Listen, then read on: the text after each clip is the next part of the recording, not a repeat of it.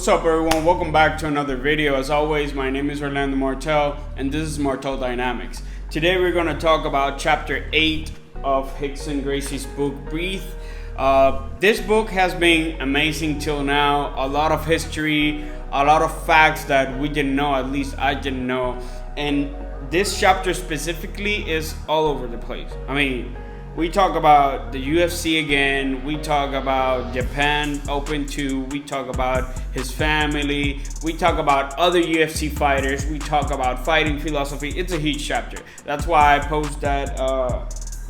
made that post that this chapter was gonna be long, but I'll try to make it as summarized as possible. As always, I give you my opinions and my reaction on the chapter, but you can always buy the book and read it yourself or listen to the podcast that Rickson has with a lot of people so you can get more detailed information. So in the last video we left off where Rickson fought Joji Angel, right? It's 1995. Rickson Gracie already fought and won the Japan Open 1. Japan is getting ready for Japan Open 2. At that point, Rickson has made very clear that he is independent. He has his own life, obviously his own family. He's fighting by his own. Nobody is, he's not depending on the Gracie name. He's not depending on the Gracie family. He's literally making a name of his own. Rickson could have been, Rickson Smith, and he would be as big as he is today because he made his own name. He didn't depend on his family. With that being said, Royce was falling in UFC. He won UFC 1 and UFC 2. He lost UFC 3 for reasons we talked about already in the previous chapters. If you want to see that, click in the thing up here. And even though Royce came back to win UFC 4, the matches that took him 2 or 3 minutes to win now took him 15 minutes, 20 minutes to win. So his days were numbered, as in Rickson's words. A lot of family issues were going on. Royce promised Rickson some of his prize money when he won and Rickson was in his corner. And after Royce won, Rorion kept the prize money and Rickson got nothing. So, feelings were beginning to get spicy. Again, Rickson fought Valetudo.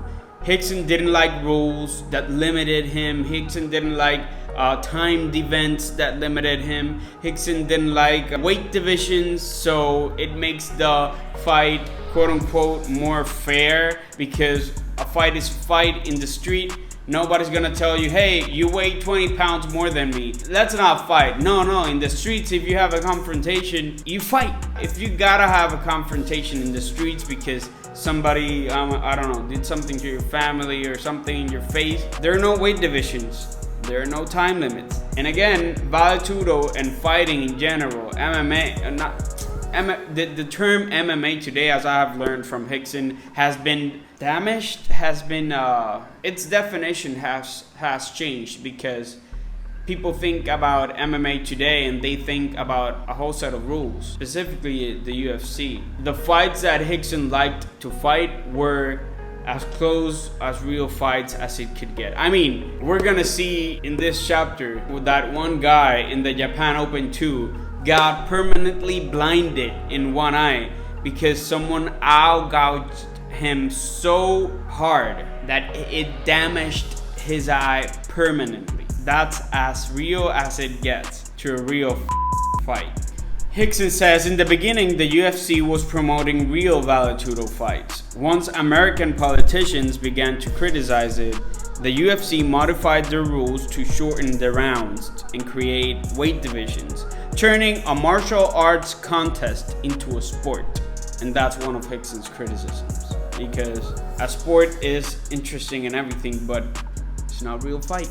And back in the days, it was supposed to be real fighting. But that doesn't mean that it's less intense, because Rickson himself says the UFC was transforming Valetudo into something more brutal. So how come weight division, time limits, and rules make it more brutal?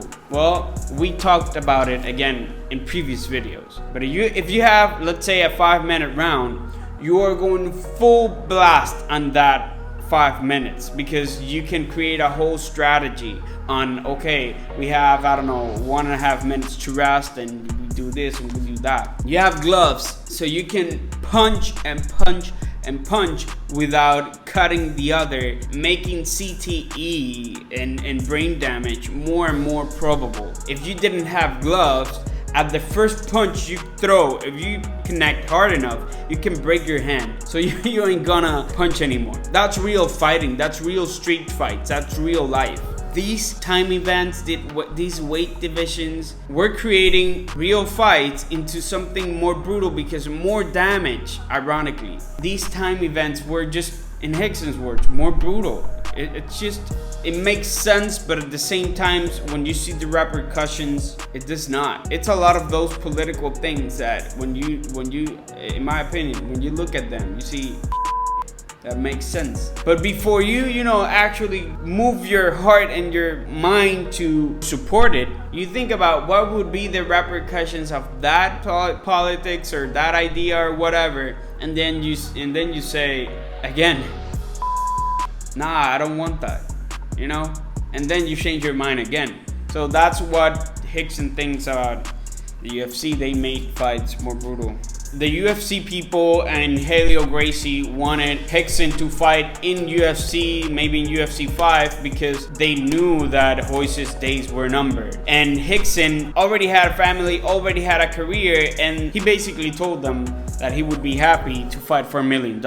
And I mean, at that time, $1 million for a fight was a huge amount of money. I mean, I don't think anyone was fighting for that amount, because I think we learned in this chapter that Rickson got paid $600,000 for the Japan Open 2, and this was before the Japan Open 2. It was big money. When Art Davie, the president of the UFC back then, tried to justify the UFC's paltry pay scale, I told him that was his problem, not mine. As you can see, and we have talked in previous chapters, America was quickly reshaping the Gracie family hierarchy and dynamics. Now it was every Gracie for himself, as Rickson did. Now the book makes a shift from the UFC topic to fighting philosophy and Ronda Rousey, the female UFC fighter. She was the best fighter for a long time, an amazing fighter. Something happened that in martial arts, ability is not enough. If you're the champion, he says,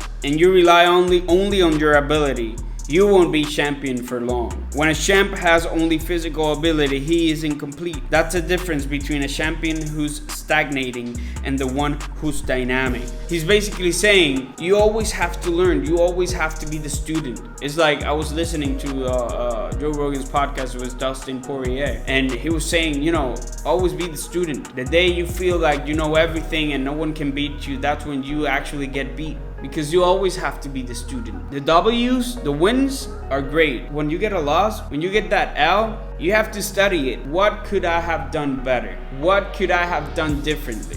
Rickson says that he's been very competitive all his life.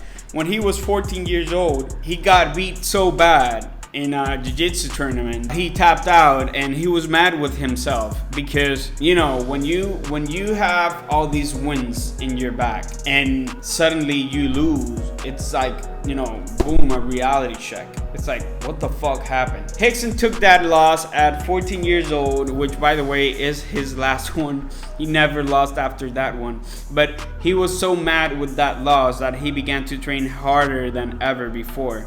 He got his revenge. He fight the other kid again, and he got him, I think, in an arm lock. Yeah, he got him in an arm lock, and in Rickson's words, he says, he got on top and started to choke him. I kept saying, don't tap, don't tap. He tapped and never posed a challenge to me again. But after this, here's another twist. Here's another plot twist. It is very important when you're a fighter to have humility. He says, after I learned to empty my mind, I had the confidence to be humble, and humility played a big role in my progress. Just because I won the first Japan Open, I didn't rest on my laurels. Instead, I focused on my weaknesses. And this is very interesting because Rickson explains how some fighters don't fight and don't practice and don't train their weaknesses. They say, oh, I'm a striker. so I'll never practice wrestling and I'll never practice ground defense. I'm a striker. I'll focus on that. And Rickson explains that that is wrong, because if you're already good at striking, good, keep at it. But train in the ground too, because what happens if the fight goes to the ground? You're fucked. And even if you're good at everything, the point is to never feel comfortable. The point is to never let yourself be comfortable and say, I'm good. Some fighters too train with people they know they can beat. Yes, they're training, but they're training with people they can beat, so it's like they never get uncomfortable. And that happens to a lot of fighters. When they suddenly engage with someone that is as good as them, it's a hard hit. It's a reality check. Rickson says that fighting is an art, but it's a science too. He explains that you also cannot become a great warrior by memorizing Sun Tzu or Miyamoto Musashi, because fighting is both an art and a science. It's artistic because it requires creativity, passion, and instinct. It is scientific because there are empirical aspects as technique, timing, strength, and endurance. That also cannot be ignored. I never thought in the ring, I felt. At the peak of my career, my senses were so finely tuned that I could smell my opponent's fear and watch him leak energy. You have to be so good at what you do that you can basically fight with your eyes closed and still win, because you feel where your opponent's going. You feel what he's gonna do, and you're 3, 4, 5 steps ahead. Rickson starts to talk about Ronda Rousey. He explains that Ronda Rousey was on a different level than her competition. She was playing chess while everyone were playing checkers.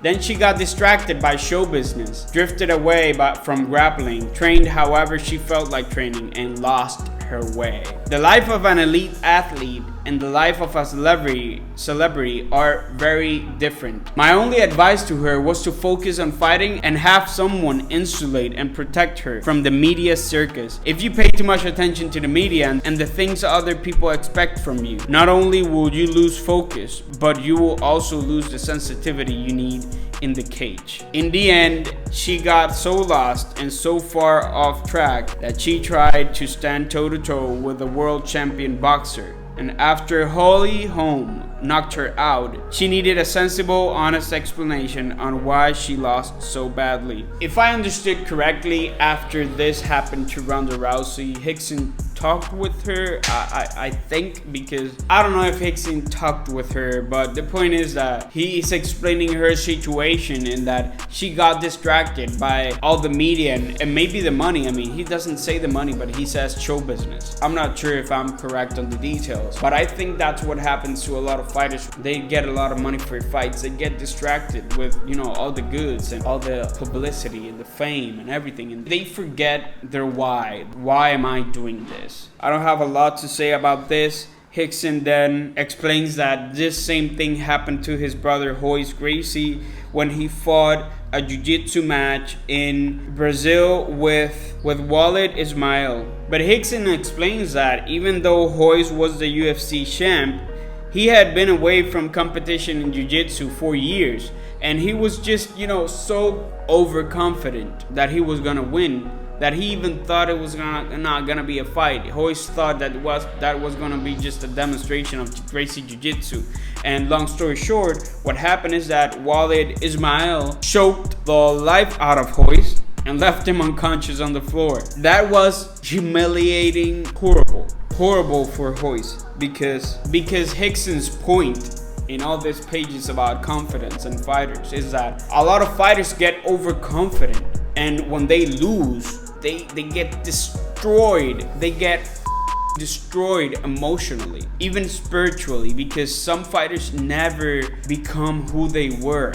When you're training for these fights all your life, and this is your life, and this is you, and someone takes that away from you by beating you, and then you're not the champion anymore, it's like an existential threat for you. It's like, okay, what do I do now? I think that Rickson summarizes this in a paragraph where he says that emotional stability is a big point in jiu-jitsu and fighting MMA in general. He explains that there was a guy that he trained, and he beat and trained with him, and the guy, he felt that he was a good fighter but was emotionally kind of unstable. At least Rickson felt that. And some years later, Rickson saw that same guy training another, and the guy was just yelling at his student and just saying, don't be a do this and do that. And his student lost the fight because the trainer was passing his own emotional instability to the student, and the student got the beat out of him. There's a section on the book about Rickson's oldest son, Rickson. Rickson was becoming very unstable himself. He was becoming very reckless. Rickson began to rob stores and small things that let Rickson know that his son was, instead of using jiu-jitsu to employ timing, connection, weight distribution, pressure, emotional stability, and everything else, Rickson was using it to drift toward the dark side, in Rickson's words. Rickson says that he thought, fuck, what am I going to do to make him fear the consequences of his actions? That was when I realized that I was losing control of my son. At that time, most of my focus was defending my title at the second Japan Open. That's a problem with a lot of these fighters. You know, it's a problem that, I mean, I'm not an MMA fighter, but I question this in my heart, in my mind. When you have a career, that takes a lot of time. That means that you cannot dedicate a lot of time to your family. Maybe with your wife, maybe that can be, you know, arranged or talked about, but with your kids, I mean, they need time, and when you're not there for them, they become lost. So now the book finally begins to talk about the Japan Open 2. The Japan Open 2 began, and there were wrestlers and strikers from all over the world, including Gerard Gordeau, the Dutch kickboxer who bit Royce's ear in a UFC match. I mean, I don't know this Gordeau fighter, but from what I've read, he was just nasty and just a cheater. He couldn't beat you, so he eye gouged you, he bit you and did a lot of shit that he shouldn't have, you know, done as a man. Just fight. Rickson's first match came against a Japanese wrestler named Yoshihisa Yamamoto. You know, I was watching this fight and it kind of frustrated me because this Yamamoto fighter, I mean, if you look in the internet, it's crazy. If you look in the internet, they praise him for being the fighter that stood the most time against Rickson Gracie, and it was the hardest Rickson Gracie fight, which is complete bullshit. Watch the fight with me. The guy just hanged to the ropes so Rickson couldn't get him to the ground. So what Rickson, I'll just read to you and we'll watch it together. When the fight began, we engaged and went into a corner. Yamamoto grabbed the ropes. He was strong and willing to eat punch after punch to avoid going to the ground. I delivered unanswered punches for almost 6 minutes, but towards the end of the round, Yamamoto grabbed my head and put me in a guillotine choke. Used the rope for leverage and cracked my neck. So this fighter was literally scared to go to the ground. After I got my head and neck free, I pushed and kicked Yamamoto out of the ring. I mean, that guy, that part was savage. Rickson literally kicked this guy out of the ring. He was just so confident, like, get the, you, get the out of here. You wanna fight? Come to the center of the ring. Don't hang to the rope and just survive the fight because I was grabbing the rope. This wrestler was the first fighter to survive a round with me, and he enthused the Japanese crowd. In the second round, he continued to hang on to the ropes. Like most wrestlers, he was an unskilled striker, so I hit him with a few stiff jabs. When he tried to retreat to the corner and grab the ropes, I disengaged and returned to the center of the ring. which is what he should have done since the first round, because it's just crazy for an opponent to just grab onto the ropes. But Rickson is Rickson, he knows what he's doing. I noticed Yamamoto kept touching his nose. I sensed that he was tired and overwhelmed. This was my window of opportunity. I took him down and mounted, and when he turned his back, I choked him unconscious. The second fight was against another big Japanese wrestler named Koichiro Kimura. When the fight began, Kimura shot for a single leg takedown, and because of my injured neck from the previous fight, I couldn't sprawl properly to avoid it. I just let him lift me high into the air and think he was going to slam me, but because I was totally connected to him and his movement, I used Kimura's energy to spin in the air, and I landed on my feet facing my opponent. From there, I took his back and submitted him with a choke. After our fight, Kimura said that he was grateful for the opportunity to fight me,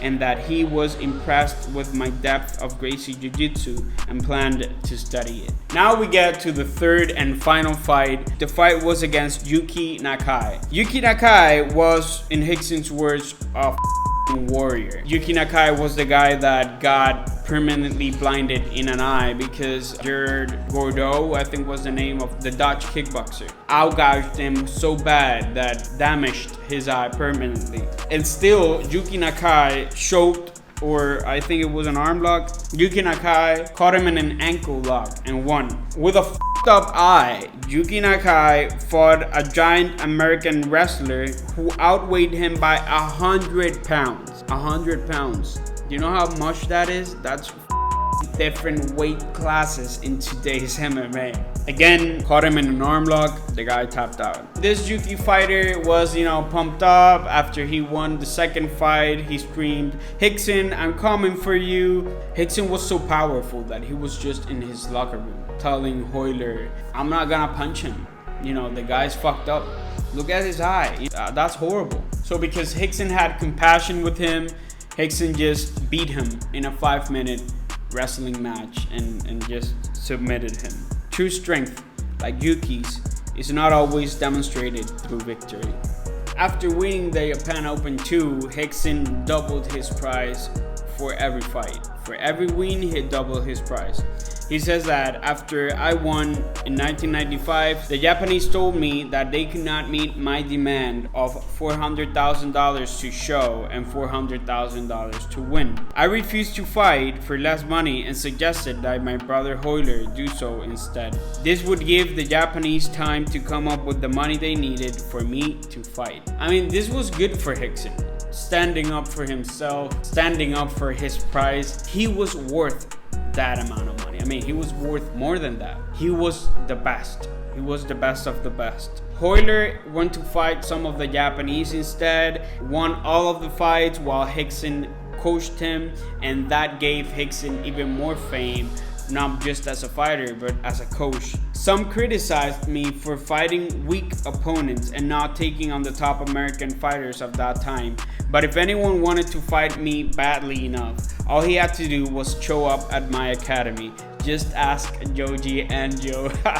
So now Rickson talks about this fight between Mark Kerr and Fabio Gurgel, because it was a huge weight difference between Mark Kerr and Fabio. It transformed Rickson's ideas because Rickson saw how Fabio lost that fight badly. That made Rickson, realize that, I fight these kind of fights with no weight divisions. I fight sumos. You know what I mean? They are just huge. How can I learn from Fabio's mistakes? So he took his son Rickson and put himself in the same positions that Mark Kerr was putting Fabio's on, and just trying to make it work, so if Rickson got to that position, he could know what to do.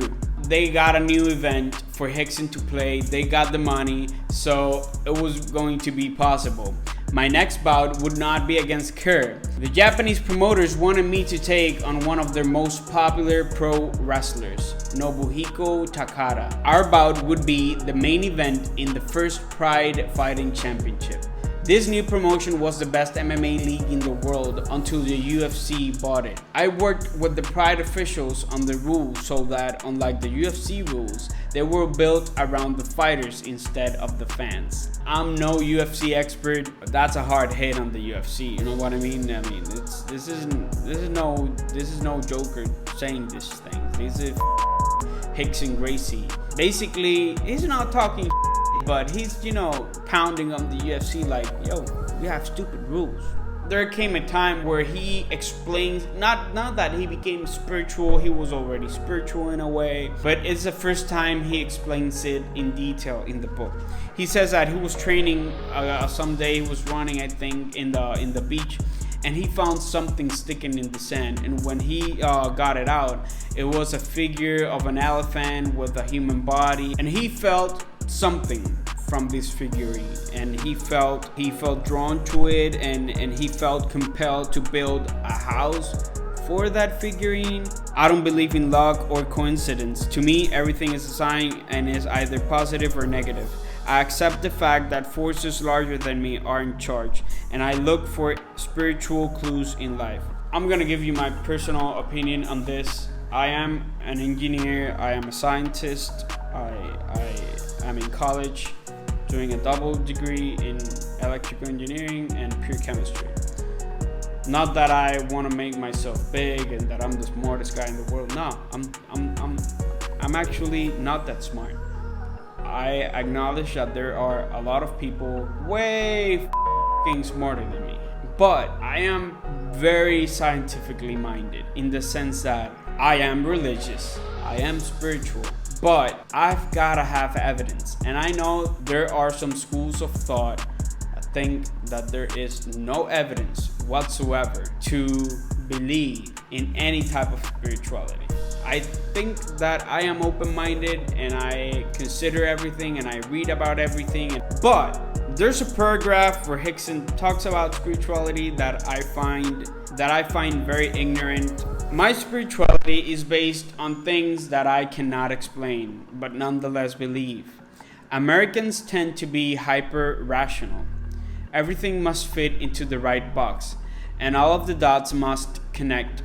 When I moved to the US, it was much harder for me to express myself spiritually and to capture the energy that transcends the rational. People here live according to what they can prove and explain. If they can't explain something, they deemed it unacceptable and unbelievable. However, rationality has its limits. Not everything can be explained on paper. Just look into the sky on a clear night. Where does the universe begin? Where does it end? Are we the only life form in it? Is there life after death? Simple questions without easy answers. For me, this is an ignorant paragraph. My opinion, I love Rickson. Rickson, I respect you. If by any chance in the world you see this, I respect you very much. But there are a lot of points. I'll try not to get too in depth with this, but I agree with him that hyper-rationality exists. I agree with him that not everything has to fit. Some things cannot be explained, at least at the moment. I agree with him that rationality has its limits. If not, art can be very irrational. Feelings, emotions, paint on a white canvas, and can make you feel a lot of shit. Things you cannot calculate at the moment. If you become hyper-rational, if you can calculate it, then you have to close a lot of departments in a lot of universities. History department, the art department, the philosophy department. I mean, there are people that have said that philosophy is dead, which is crazy to me. But I don't agree with him in maybe the way he puts it, the way he explains it, because there comes a moment when you say, okay, will I believe anything that people say to me without any evidence whatsoever? That's what makes me uncomfortable in a sense. I know we are at a day and age where just by saying this, people can get offended and whatnot.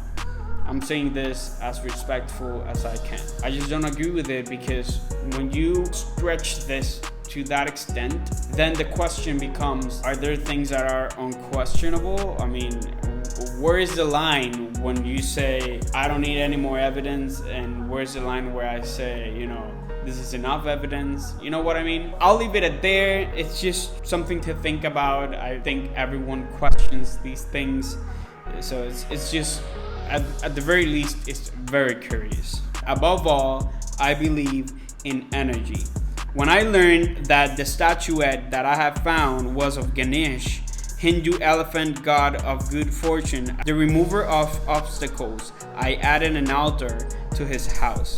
So Rickson then talks about pride in the Yakuza. He explains that Pride Fighting Championship was not just a sports event promoted by a television network. It was at least partially sponsored by the Yakuza. And the Yakuza was basically Japanese gambling people and organized crime. I have no idea what the Yakuza was before I read this. There was this guy, Hiromishi Momose. He was a Yakuza boss who had spent years in prison and was quickly to realize that MMA now offered unique new gambling opportunities. It was rumored that Momose to have put 50 million Japanese currency for the first Pride event, which was against Takada that we talked about.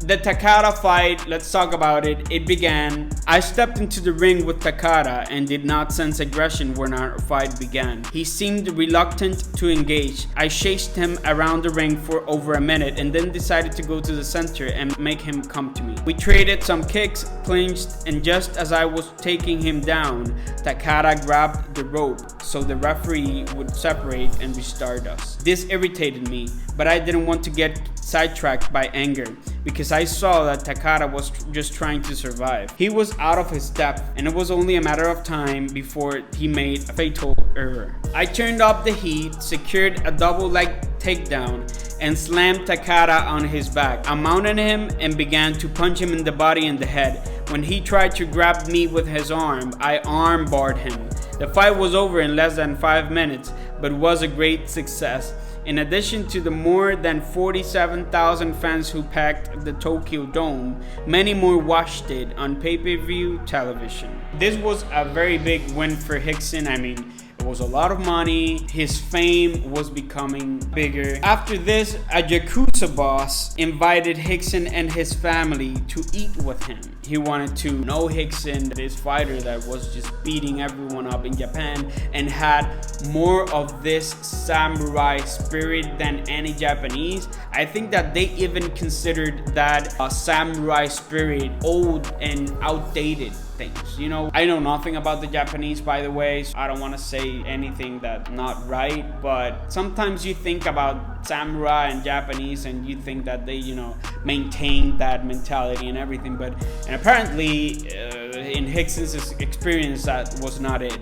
So before they left, the Yakuza boss presented Rickson with a 350-year-old samurai sword. It was just an amazing experience for him.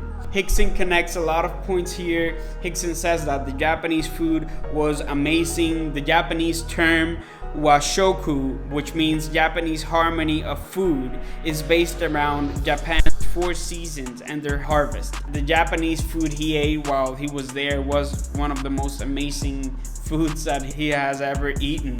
He then found these Buddhist temples in Japan and Shinto shrines. He says that my guide in Kyoto was a Buddhist monk, so he was able to take me to places that were off limits for most visitors, and even arranged for us to have tea with one of the head monks. After we finished tea, the senior monk took off his prayer beads and gave them to me. I had nothing to give him, so I took off my shirt and handed it to him as a sign of respect. When he came back to California, he met with Orlando Canny again, and they were just very happy with Ganesh and this spiritual fate in Rickson's words and everything that was happening to Rickson. Rickson had received $600,000 for the first fight, and the Japanese people wanted Takada to have his revenge, so they were now offering Rickson $1.2 million to fight Takada again. Let's talk about, they didn't want to pay him $400,000 for the next Japan Open, for Japan Open 3, because it was a lot of money. Now they are willing to pay $1.2 fucking million for him to fight one guy. Even though he had a lot of money now, he realized that life was expensive.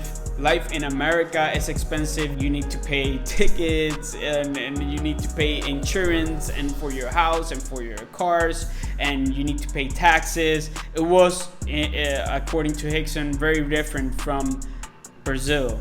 While he was with his family, by some reason, he hurt his back. So he went to some physical therapist, got somewhat better, but he wasn't 100% better. While he was training in Japan for the second Takada fight, he had somewhat another spiritual experience, but this time with eagles. There was an eagle outside his cabin. There was a moment where they locked eyes. Rickson says he felt so much energy, and it was like he was the eagle renewed Rickson's energy, and he felt a lot better. The second Takada fight began. When the bell rang, Takada threw a flurry of punches.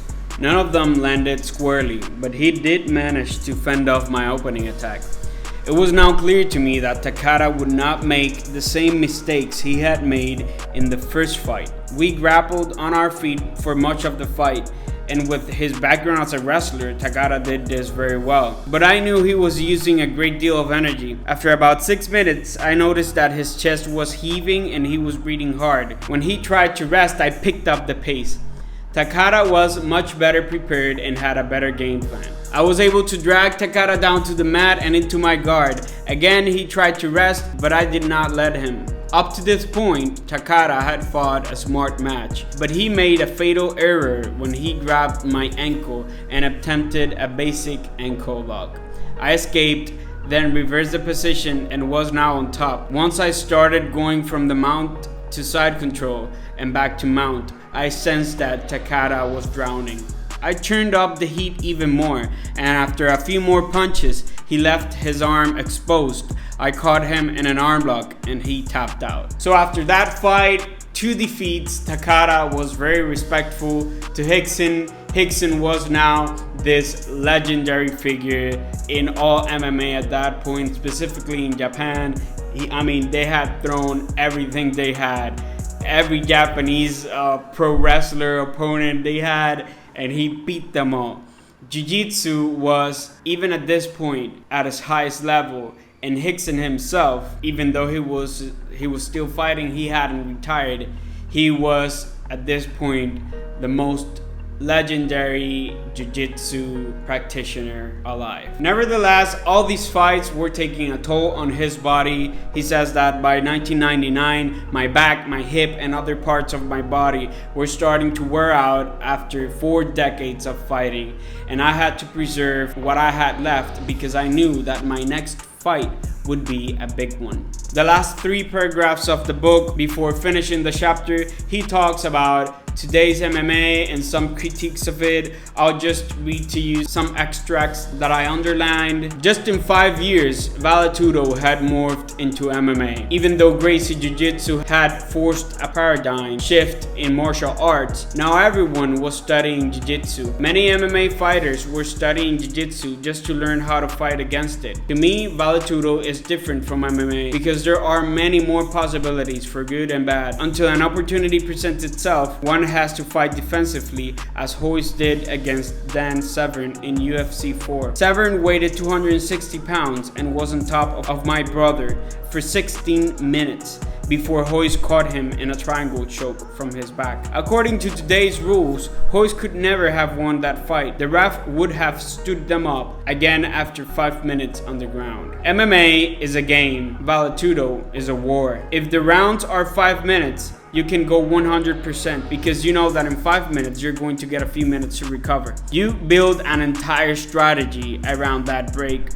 You also know that your opponent is in your weight division, so he can't radically overpower you as he could if he were 50 pounds heavier than you. The environment I'm most comfortable is one without weight divisions, time limits, or rules. Often I had to wait for a single mistake to capitalize on. Today, if you win 2 of 3 rounds, Even if your opponent finishes the round choking you, you're safe to buy the bell and you win because you won the previous 2. Don't get me wrong, the tough guys are still tough and the warrior spirit is still there. And the chance of major injuries, especially brain injuries, is even greater now. Today, something that if you win without getting stitches or 2 black eyes, you're cheating. I do not share this view. So with this, guys, Rickson finishes this chapter. It was a long one. Next chapter is chapter 9, Devastation. I am hesitant from getting into that chapter because I know it will be emotionally tough. So this was long enough. Without further ado, I'll see you in the next chapter. Bye.